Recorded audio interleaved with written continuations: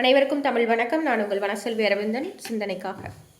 ஆன்மீகம் என்பது அறிவுதான், அறிவுதான் ஆன்மீகம். வாழ்க வையகம், வாழ்க வளமுடன். ஒரு ஞானி தவம், அவருடைய தவ பலனால ஒரு வரம் வாங்கினார். வரம் கொடுத்தது யார் அப்படின்னா ஒரு இறை தூதர். இறை தூதர் அப்படியெல்லாம் வருவாங்களா, வரம் கொடுப்பாங்களா, இதெல்லாம் கதை தானே, கட்டுக்கதை தானே அப்படின்லாம் நம்ம கேட்கலாம்.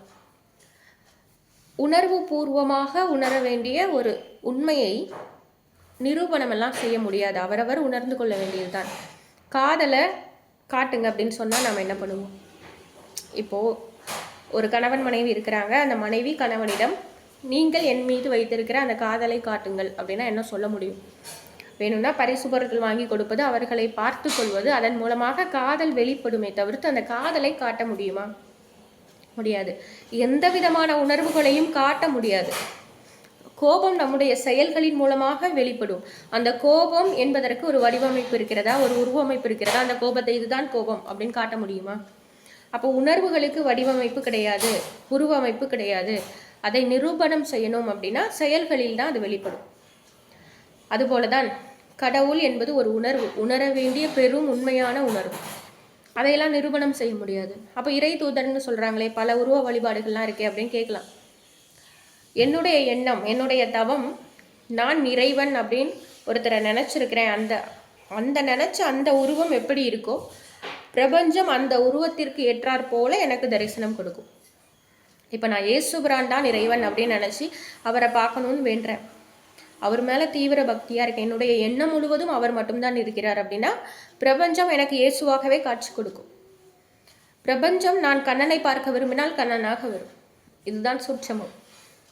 அந்த ஞானி அதே மாதிரி ஒரு இறை தூதர். அவர் யாரை நினைச்சாரோ அவர் வரார், வந்து அவருக்கு வரம் கொடுக்குறார், ஒரு மந்திரத்தை கொடுக்குறார்.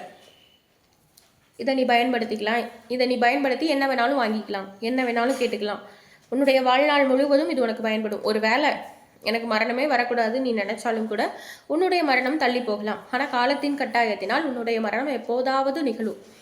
இப்போ இன்னைக்கு தான் மரணம் வரணும் அப்படின்னு இருக்குது, அது உனக்கு முன்கூட்டியே தெரியுது அப்படின்னா நான் இன்னைக்கு போகக்கூடாது, எனக்கு இன்னும் கால அவகாசம் வேண்டும் அப்படின்னு வேணும்னா நீ வாங்கிக்கலாம் அப்படின்ற அளவுக்கு ஒரு வரம் கொடுக்குறாங்க.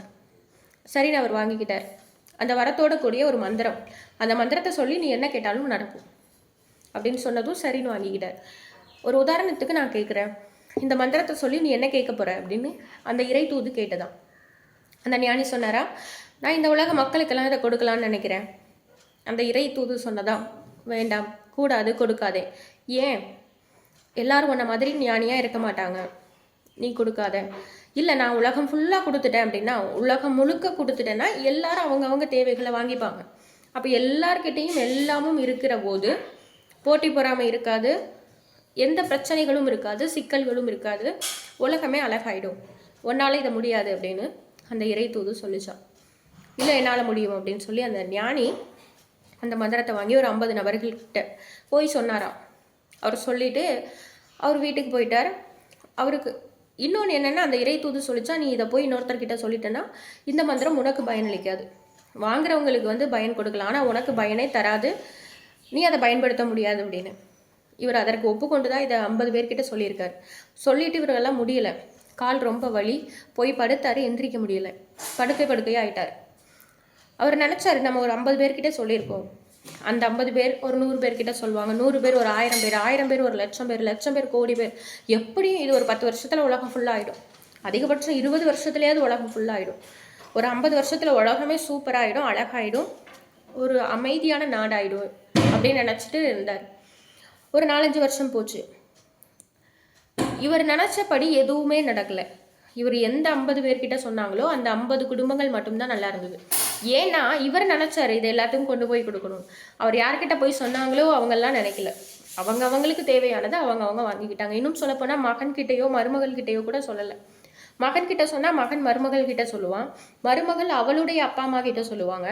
இப்படி அது கடந்து போகுமே அப்படின்னு சொல்லி அந்த கணவர் கூட மனைவி கிட்ட கூட சொல்லலை. ஏன்னா அம்மா பாசத்தில் மகன்கிட்ட சொல்லிடுவாங்கன்னு அந்த ஒரு நபரோடு அந்த ரகசியம் இருந்து விட்டது. இதை அப்போ அந்த இறை தூது கேட்டதான். நான் சொல்லாதன்னு சொன்னனே, நீ கேட்டியா? நீ சொன்ன 50 பேருமே அயோக்கிய பசங்க. அவன் பாட்டுக்கு வீடு கார்னு சேர்த்துக்கிட்டே போகிறான், பல கோடிகளை சேர்த்துட்டான். இவன் பல பல கோடிகளை சேர்த்ததுனால ஒரு பக்கம் இருக்குது அப்படின்னா என்ன அர்த்தம்? சேர வேண்டிய இடத்துல போய் சேரலைன்னு அர்த்தம். அப்போ இல்லாதவர்கள் அதிகமாயிட்டாங்க. இந்த 50 பேர்கிட்ட இருந்துக்கிட்டே இருக்கு, இல்லாதவர்கள் அதிகமாயிட்டாங்க. நீ சொல்லாதன்னு சொன்னனே, நீ கேட்டியா அப்படின்னு சொல்லதும் ஞானி அழுதாராம். இந்த உலகத்துக்கு நல்லது தானே நான் நினச்சேன், நல்லது செய்யணும்னு தானே நான் நினச்சேன், ஆனால் இப்படி ஆகும்னு நான் நினச்சி கூட பார்க்கலையே அப்படின்னு சொல்லி அழுதாராம். நீ தெரிஞ்சு செய்யலை, தெரியாமல் தான் செஞ்ச, பரவாயில்ல விடு. எந்த ஒரு செயலுக்கும் எதிர் செயல் நிச்சயம் உண்டு. பிரபஞ்சமெல்லாம் சும்மா பார்த்துட்டு இருக்காது. லஞ்சம் கொடுத்து அதை கையால் வச்சுக்க முடியாது.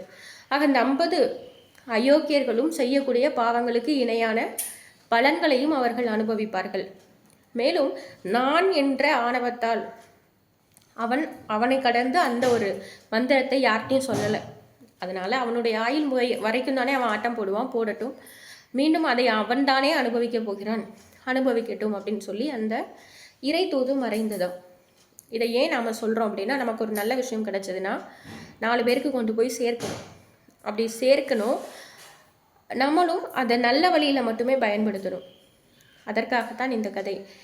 ஏதோ ஒரு நல்ல விஷயம் கிடச்சிருக்கு. இப்போ ஒரு உதாரணமாக சொல்கிறேன், ஒரு கல்லூரியிலையோ அல்லது பள்ளியிலையோ ஏதோ ஒரு தேர்வுத்தாள், வினாத்தாள் இந்த வினா கண்டிப்பாக வரும், இதை எல்லாருக்கிட்டையும் போய் சொல்லு அப்படின்னு ஒரு மாணவிக்கிட்ட ஒரு ஆசிரியர் சொல்கிறாங்க அப்படின்னா, அந்த மாணவி அனைத்து மாணவர்களிடமும் அதை கொண்டு போய் சேர்க்கணும். நெருங்கிய நட்பு வட்டத்துக்கு சொல்லிடுவாங்க. சொல்லிட்டு தனக்கு பிடிக்காத ஒரு தோழி இருந்தாங்கன்னா அவங்கக்கிட்ட சொல்ல மாட்டாங்க. எல்லா இடங்கள்லையும் இது நடக்கிறது இல்லை. இருந்தாலும் இந்த சின்ன சின்ன குணங்கள், ஆகாத குணங்கள், குழந்தைகளிடமிருந்து ஆன்மீகத்தை வளர்க்க வேண்டும் என்பதற்கு மீண்டும் மீண்டும் நான் சொல்வதற்கு காரணம் அதுதான். குறிப்பிட்ட வயதிற்கு மேலே நம்ம என்ன விதைச்சாலும் அது வளரப்போவதில்லை. ஆக வளர்கிற பருவத்தில் விதைத்து விட்டோமானால் அந்த மரம் செழிப்பான மரமாக இருக்கும். அந்த செழிப்பு அந்த மரத்தை சுற்றி இருக்கிற அத்தனை கிளை மரங்களுக்கும் போய் சேரும். ஆக குழந்தைகளுக்கு ஆன்மீகத்தை கொடுப்போம். பாவம் என்றால் என்ன, புண்ணியம் என்றால் என்ன, உன்னுடைய எந்த செயல்களாக இருந்தாலும் அதற்கான தகுதியான இணையான ஒரு எதிர் செயல் உன்னை சேரும் என்ற ஒரு பயத்தை குழந்தைகளிடம் விதைக்க வேண்டும்.